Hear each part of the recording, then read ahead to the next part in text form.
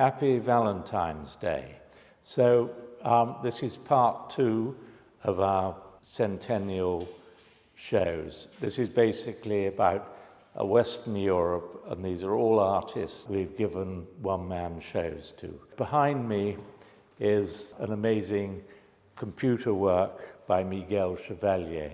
At the moment, until the 1st of March, he has a retrospective in Munich at the Kunsthalle, and there have been more than 150,000 people buying tickets, which is pretty amazing. He was one of the earliest people to use computer in art, and this particular piece never repeats itself, and he is known for doing installations in cities, in cathedrals and everything. But if you have a chance, it's an amazing experience in Munich. And he had a huge show in Paris to, the crowds come in. Basis of sort of ZERO, Nul, and of which we've shown over the years a lot. The only sort of pre-war which has a relationship to my father and myself is this amazing piece by Man Ray. Duchamp did the famous bottle rack, of which the original was long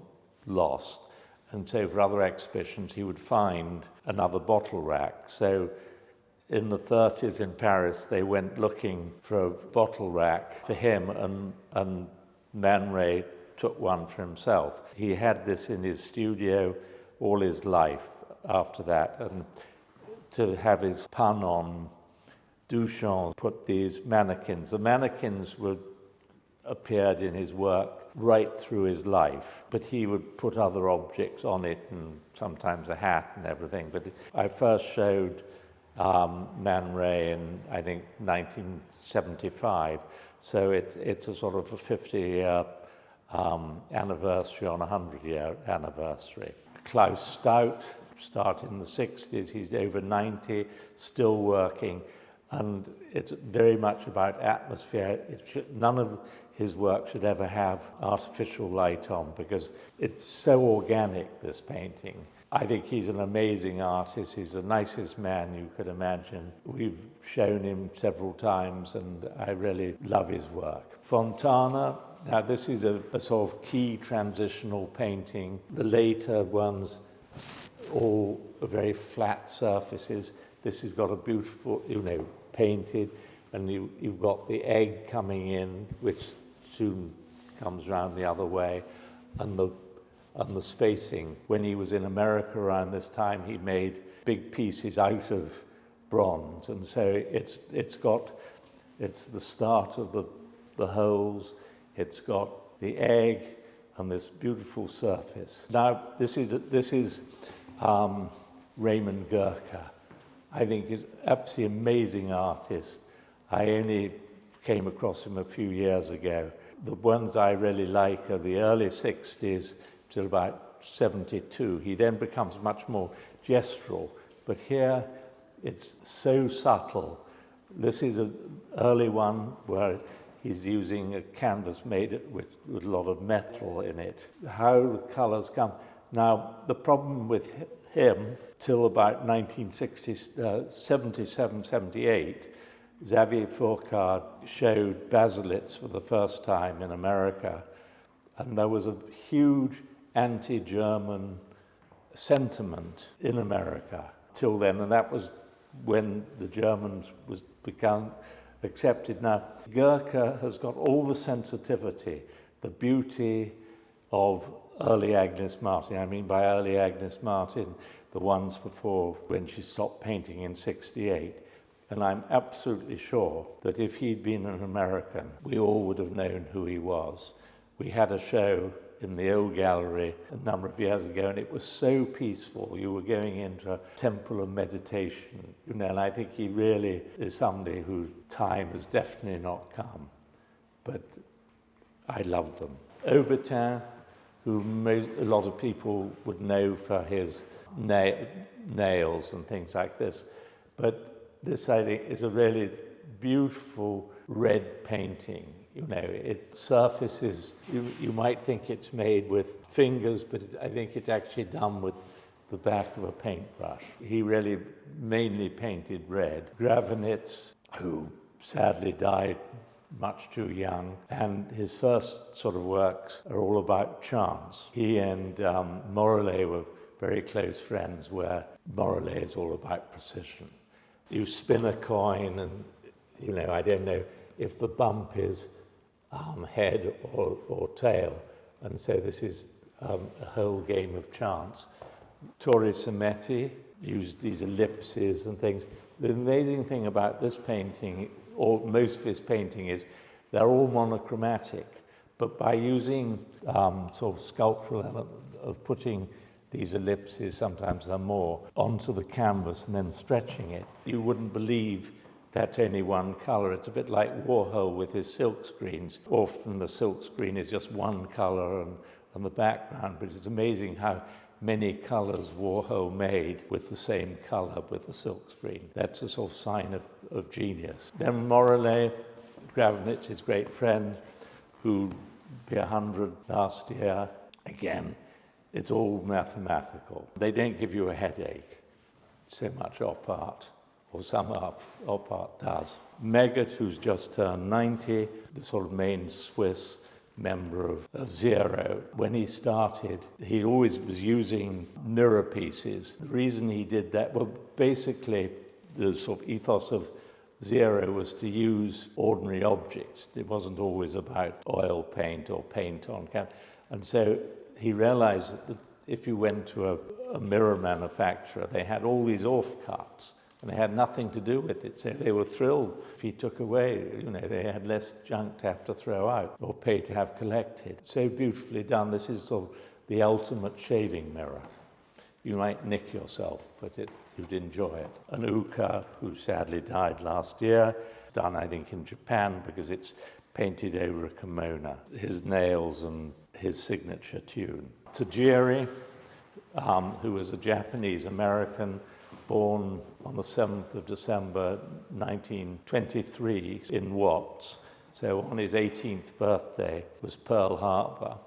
And so as a present, he was interned. You got out of internment by signing up for a sort of Italian-American brigade. His father had died. His parents were both samurai, and they had emigrated to America. By the end of the 19th century, the samurais were no longer sort of a powerful part of it, and some of them wanted to remain traditional and others wanted to modernize, and they went to America, and they were not treated well even before Pearl Harbor. And there's a fascinating show at the British Museum at the moment on samurai, and the last piece in the show is a Tajiri of a samurai warrior like this. This is a smaller version. He joined the Cobra and went on, but he's very well known in Holland and a lot of public sculpture of his, but he's a fascinating. He was very anti-war. Another Dutch person here is Constant. I find absolutely fascinating. He started life as a Cobra artist, major Cobra artist. Then in the early 50s, he came to England to visit, and he got very involved with the sort of St. Ives artists. But the thing that really amazed him most was all the bomb damage, and this really affected him. And so he wanted to start a new Babylon. And this is right at the end of the New Babylon series, where he's getting disillusioned by the Vietnam War and things. And he did a marvelous sort of series of collages, some quite big, about Vietnam. And then after that, he went into sort of rather pastoral Renaissance type paintings, and then switched to very powerful paintings about immigrants and sort of junkies and things, extraordinarily strong paintings. But this, you can see the start of disillusionment of the thing. And at Maastricht next month, we'll have his masterpiece called Odeon, which is literally about the May 68 riots in Paris. Extraordinary painting. I hope you can see it in a very strong sculpture to go with it. Leblanc, who is a Belgian artist, and again, simple. This is a string and latex. It's again a bit like what you saw with Semetti. You can move around, and here, looking at it, this bit looks as if it's behind that, but then you get into another position and it reverses itself. Verena Loewensberg, an artist I again only came across a few years ago. She's an extraordinary artist, beautifully painted, and she was one of the 4 Zurich concrete artists, of which Max Bill was probably the most famous. Unlike Max Bill, she only painted in oil, and so the conditions and the quality of the paint, she didn't tape either, and there are several layers of paint at a time, so that you get the problem with acrylic is over time it gets a bit flat. Oil paint retains this extraordinary luminosity. And I was with Max Bill. He didn't prime the thing very well, and he used not such good paint, and it does bleed. And I remember talking to his son Jacob, and I said, "What do you do when this happens?" He says, "For God's sake, don't touch it. It'll get even worse." She really is the most beautiful, exciting artist. Then we have Nanda Vigo. Nanda Vigo was an amazing character, the most important woman in ZERO, and she was there. She was an architect, she was a designer, and a sculptor. They're very beautiful, and people were confused by her because she was so talented that they say, well, she's a designer, she's not this, she's not that. But she was a designer, she was an architect, and she was an artist. Very, very enjoyable company because she had stories about all the artists, some which are unrepeatable. She was Manzoni's companion when he died, and I better not say certain things. We have another little red wall, which is Calzolari. It's the reason I haven't been able to do this walk around till today, because there was a bit of a screw up with the shipping. I won't blame another country, but it wasn't Brexit this time. He uses a salt as a background, pigmented salt. And so there's a little bit of gold leaf and this oyster shell, and then little bits of feathers coming through it.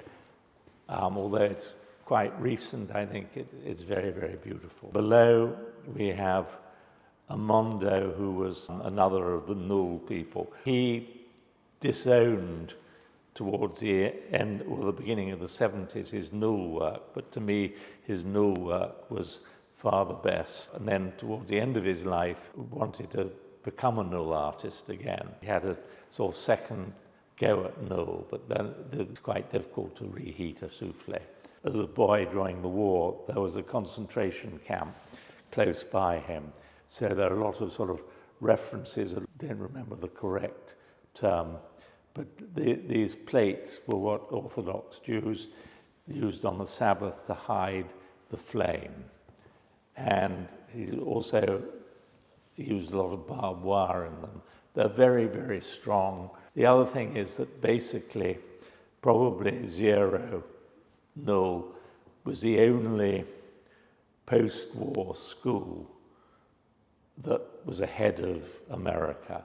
And basically, minimalism came out of this than the other way around. There are a couple of works by Otto Piene, who, with Uecker and Mack, was the founder of ZERO, used blow torches and things. So this is the paint bubbling up and then the smoke from it.